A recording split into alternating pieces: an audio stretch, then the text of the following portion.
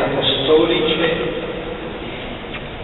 nos vota fratris nostri Calogeri da Piana archiepiscopi metropolite messanensis liparensis Sancte Luce nec non plurimorum maliorum fratium in episcopatum multorumque Christi fidelium explentes de congregationis de causis sanctorum consulto, autoritate nostra apostolica facultatem facimus, et venerabilis servus Dei, Antonius Franco, prelatus ordinarius et abbas Sancte Luce, pastor secundum cor Christi, evangelice caritatis servitus testis, beati nomine imposterum appelletum, eiusque festum, die secunda, mensis septembris, qua in celum ortus est, votandis celebrari possit, in nomine Patris, et Filii et Spiritus Sancti. Amen. Datum Rome, apud Sanctum Petrum, die 24 mensis Augusti, anno Domini bis millesimo tercimo, pontificatus nostri primo, Franciscus Papa.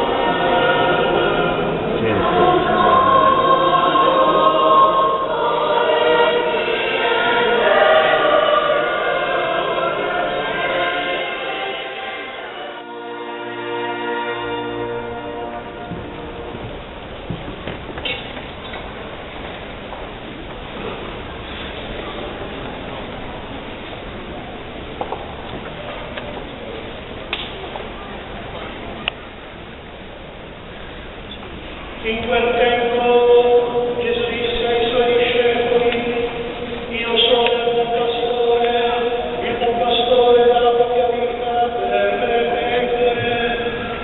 Il mercenario che non è il pastore e al quale le pecore non appartengono, deve venire il lupo, abbandona le pecore e fugge, e il lupo le rapisce e le disperde, perché è un mercenario e non gli importa le pecore. Io sono il buon pastore, conosco le mie pecore e le mie pecore conoscono me, così come il Padre conosce me ed io conosco il Padre e do la mia vita per le pecore. E ho altre pecore che non provengono da questo regno, anche quelle io devo guidare. Ascolteranno la mia voce e diventeranno un solo gregge, un solo pastore.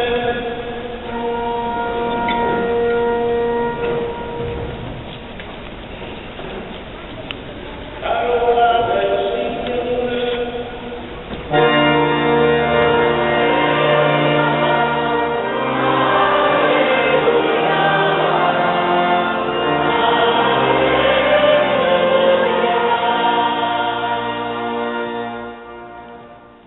Perché modellato sull'esempio di San Carlo Borromeo, pastore interamente dedito alla cura dei fedeli, alla loro istruzione e soprattutto alla loro edificazione col buon esempio di una vita santa.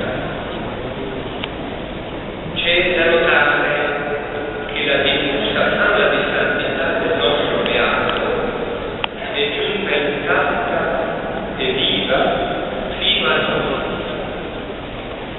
Ne sono testimonianza sia il titolo spontaneo di beato che la devozione popolare gli ha attribuito da sempre e che oggi Papa Francesco riconosce ufficialmente, e sia la venerazione del suo corpo, come vedete qui, in una preziosa urna di cristallo, privilegio davvero eccezionale, che è riservato solo ai beati e ai santi. E sia infine la celebrazione di una messa del 2 settembre, l'anniversario della morte, considerata nei fedeli quasi una festa di precesso, segnata da una partecipazione plebiscitaria della Chiesa. C'è da aggiungere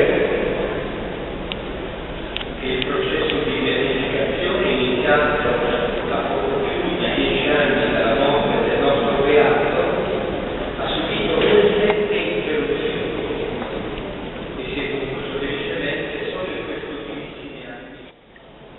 Abbiamo anche sentito che Antonio Franco visse solo 40 anni, sufficienti però per raggiungere le vette della santità.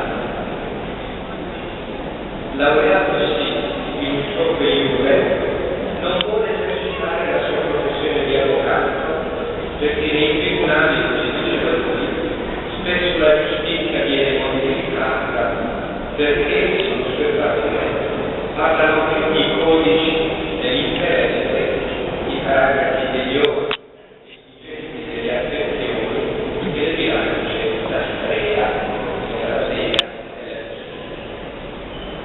seguì quindi la vocazione sacerdotale e a 17 anni era già chiesa, dove abbiamo sentito parlare del trasferito di Marcova e qui in Spagna, ordinato sacerdote, e nel 1616 Filippo III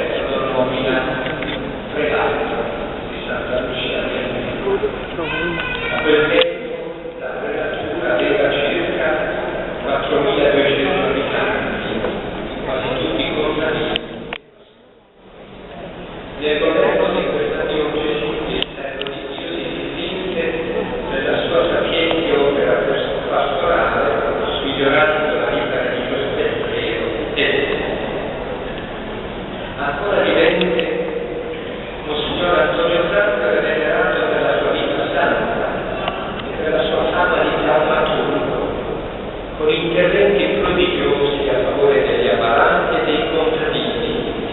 Questi ultimi chiedevano la pioggia per i loro campi o l'allontanamento delle intemperie dai loro raccolti. Morì in odore di santità il 2 settembre 1626, stroncato dalle penitenze e dalle continue astinenze.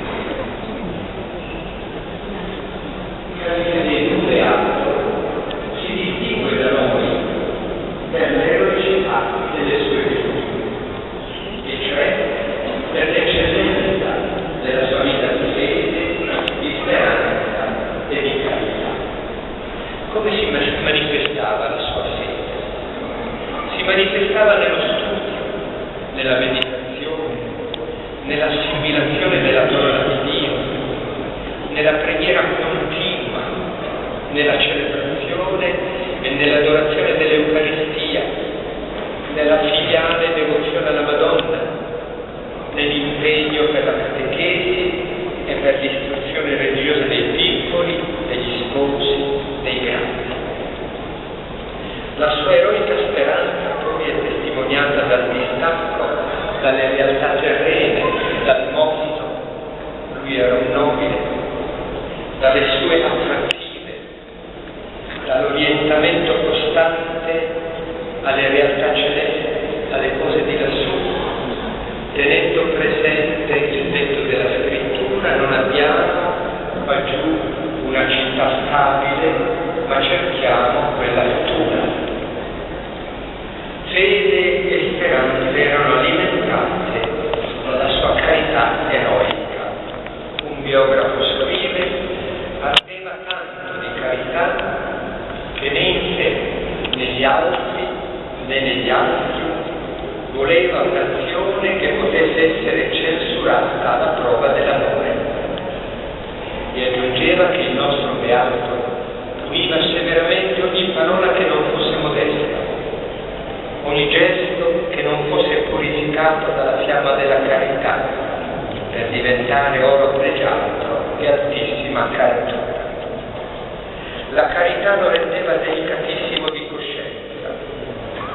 Un giorno il nostro stava guardando la gente di corte che giocava nel giardino del palazzo. Uno dei giocatori fece uno sgarbo a un compagno di gioco. Il nostro beato, sorridendo, gli disse: tu hai vinto perché hai giocato con 4 orci. Lo rimproverò in casa. Subito dopo, però, pensandoci, il nostro beato si dispiacque enormemente per quell'apprezzamento poco caritatevole e si punì con una severa disciplina. La carità si accendeva nella celebrazione della messa e nella comunione eucaristica. Era talmente profonda questa devozione che in lui la magnificenza del prelato si univa a una profonda umiltà e a un basso sentire di sé. Era poi proverbiale la sua carità verso i poveri. Mandava il suo cappellano in giro per la città con elemosine in soccorso del prossimo bisognoso, soprattutto delle povere giovani da marito, alle quali provvedeva con una dote congrua. Non aveva limiti nel dare, dava secondo il bisogno, dava tanto da ridursi a essere più povero dei poveri. Questa sua carità fu da lui esercitata anche verso gli ammalati, che visitava spesso e a cui capezzale accorreva anche di notte per prepararli all'ultimo passo. Ha ragione, l'odierna liturgia della parola applica al nostro beato l'esultanza del profeta Isaia che dice: quanto sono belli sui monti i piedi del messaggero di buone notizie, che annuncia la pace, che è araldo di notizie liete, che annuncia la salvezza. L'odierna lettura evangelica parla di Gesù buon pastore, che conosce le sue pecore, le chiama per nome, ne ha cura, le protegge. In filigrana noi vediamo all'immagine di Gesù buon pastore, la figura del nostro beato. Per questo facciamo una nostra considerazione che riguarda la sua carità pastorale. Per un vescovo non è sufficiente essere personalmente santo, bisogna anche che egli educhi i suoi sacerdoti, i suoi fedeli, ad avere costumi onesti, pii, evangelici.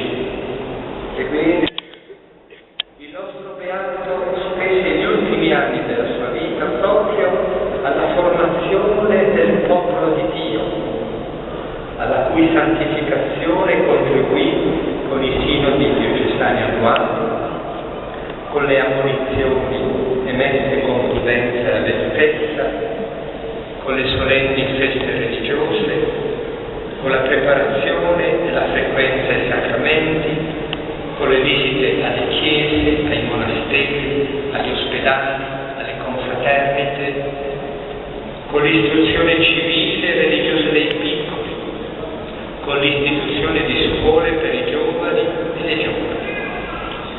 Si interessò anche della promozione delle vocazioni, della formazione iniziale dei chierici e anche della formazione permanente dei sacerdoti. Sinasa, che con la sua solerzia e il suo zelo alla sua morte lasciò in Santa Lucia del Mela un clero di ben 70 presbiteri secolari e di 80 chierici, senza tener conto dei sacerdoti regolari e dei religiosi, fatto, dicono gli storici, notevolissimo per una piccolissima diocesi. Per questo suo cuore pieno di misericordia e di bontà, Papa Francesco nella sua lettera di beatificazione chiama il nostro beato a ragione pastore secondo il cuore di Cristo, zelante testimoni della carità evangelica. Ebbene, concludo. Cosa dice a noi tutti il nostro beato? Credo che a tutti noi, sacerdoti e laici, grandi e piccoli, a tutti noi spetta raccogliere l'eredità evangelica del beato Antonio Franco, fatta di santità, di carità, di bontà, aprendoci con generosità alle necessità dei poveri e dei bisognosi. La nostra fede e la nostra carità si traducano in opere buone, da compiere in famiglia, sul lavoro, nella società. I 4 secoli che ci separano da Lui non ne attenuano il messaggio, ma anzi lo rafforzano, perché anche oggi i poveri sono in mezzo a noi e anche oggi il cristiano è chiamato dal Signore a essere buon samaritano per i feriti nel corpo e nello spirito che invocano la nostra carità. Siamo generosi, come fu sommamente generoso il nostro beato. E sia lodato Gesù Cristo.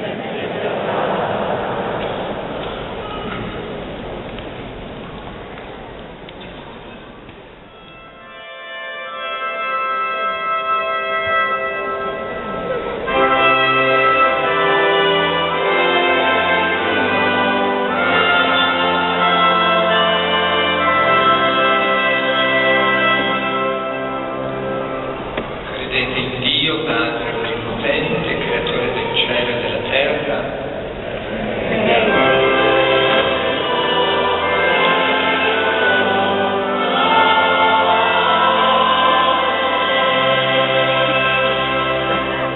Credete in Gesù Cristo, suo unico Figlio, nostro Signore, che nacque da Maria Vergine, morì sepolto e risuscitato dai morti e siede alla destra del Padre.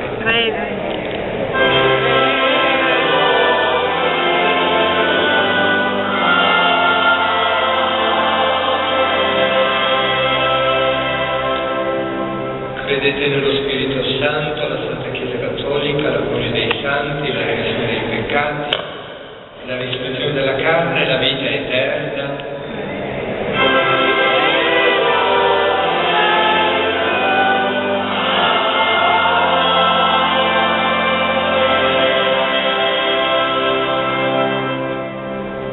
Confortati dalla testimonianza del Beato Antonio Franco, supplichiamo Dio nostro Padre che porti a compimento l'opera di santificazione che ha iniziato.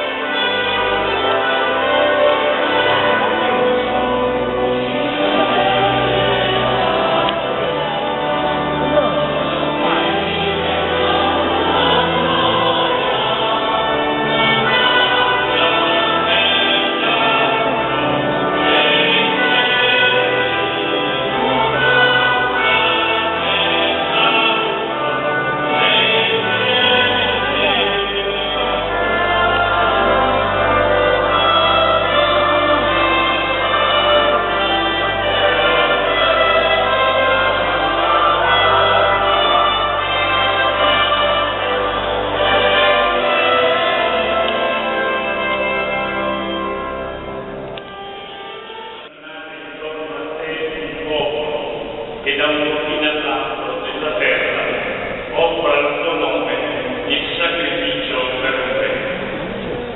Ora ti preghiamo umilmente, manda il tuo spirito a santificare i doni che ti offriamo, perché diventino il corpo e il sangue di Gesù Cristo, tuo Figlio e nostro Signore, che ci ha comandato di celebrare questi misteri.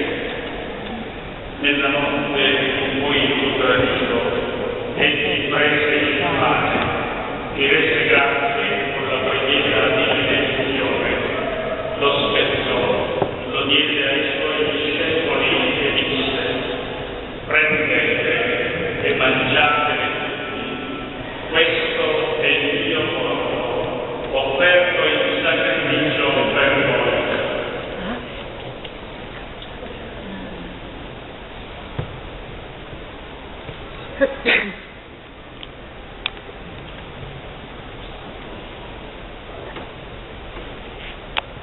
Dopo la cena, allo stesso modo prese il calice, mi rese grazie con la preghiera di benedizione, lo diede ai suoi discepoli e disse: prendete e bevete tutti, questo è il calice del mio sangue, per la nuova ed eterna alleanza, versato per voi e per tutti in remissione dei peccati. Fate questo in memoria di noi.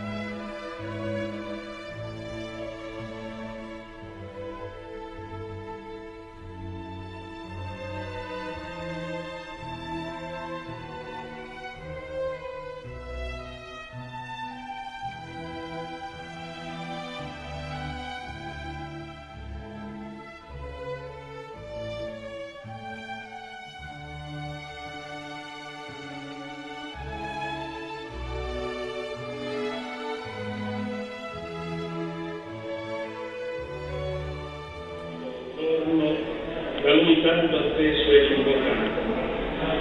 Gli abbiamo procurato un televisione, sperando che abbia potuto seguirci almeno attraverso questo video. Lo ricordiamo soprattutto, lo chiediamo al Signore nella preghiera, perché possa di questo grazie al Presidente Ragioniere Calderone e ai membri del Comitato che hanno posto in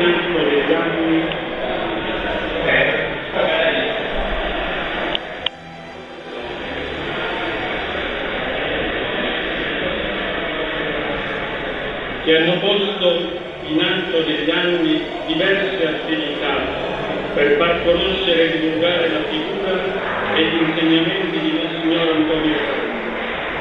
Singolare menzione merita l'ambasciatore Pulci per il grande interesse mostrato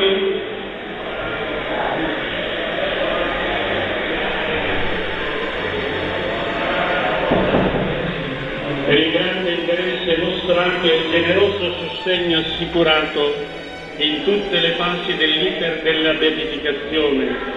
Un caro ricordo per Monsignor Porsi, postulatore della causa, anch'egli assente per motivi di salute.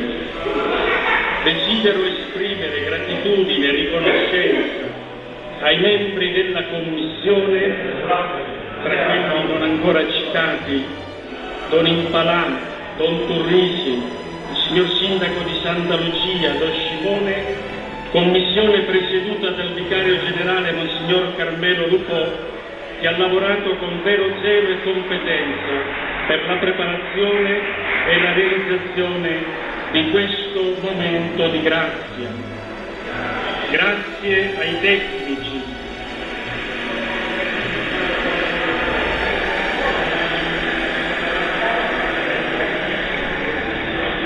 grazie ai tecnici che hanno operato la ricognizione del corpo di Monsignor Antonio Franco, alla ditta che ha restaurato l'altare del crocifisso che ospiterà in perpetuo l'urno del corpo del Beato, ai maestri, Don Frattallone e Padre Modaro, per avere composto l'inno in onore del Beato e che ascolteremo a conclusione della celebrazione.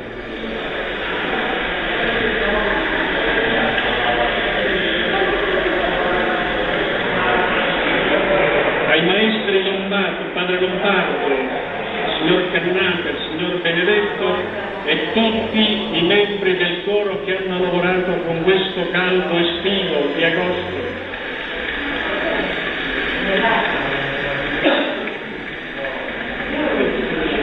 Come ben comprensibile, l'elenco di quanti meriterebbero di essere ricordati per il contributo offerto è veramente lungo. Dico grazie di vero cuore a tutti, ma in questi ultimi giorni in particolare impegnativo è stato il lavoro dell'Ufficio Diocesano per le Comunicazioni, presieduto da Don Giuseppe Lonia, che ringrazio insieme ai suoi collaboratori per la cura delle stampe, il coinvolgimento dei mezzi della comunicazione, le riprese di questa celebrazione e quant'altro.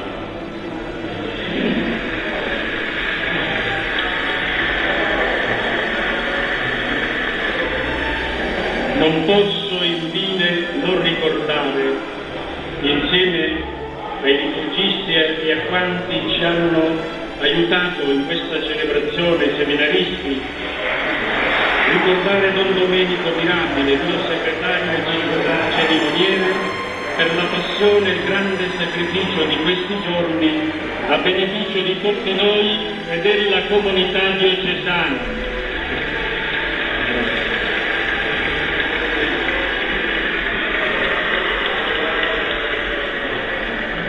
E infine gratitudine esprimo per Don Giuseppe Lastena, economo della diocesi e da qualche giorno delegato dell'arcivescovo, per la cura di questa splendida basilica cattedrale.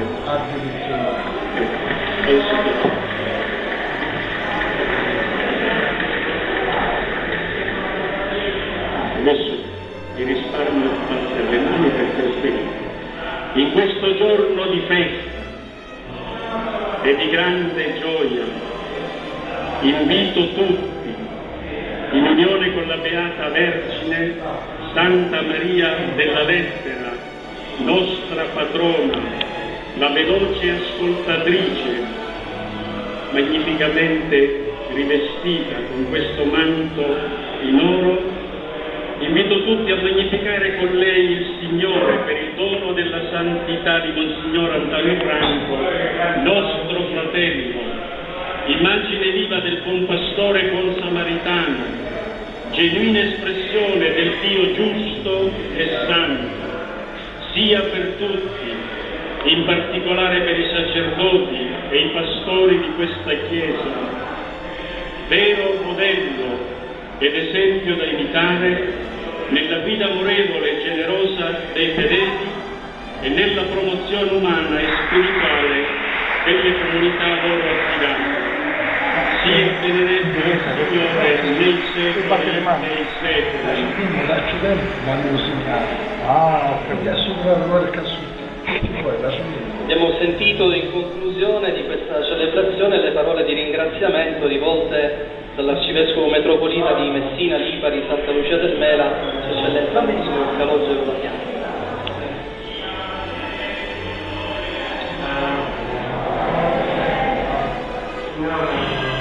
Dove sia con voi,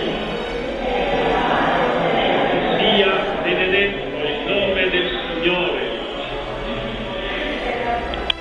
Il nostro aiuto è nel nome del Signore. Vi benedica Dio Onnipotente, Padre e Figlio e Spirito Santo. Per intercessione del Beato Antonio Franco, glorificate il Signore con la vostra vita, andate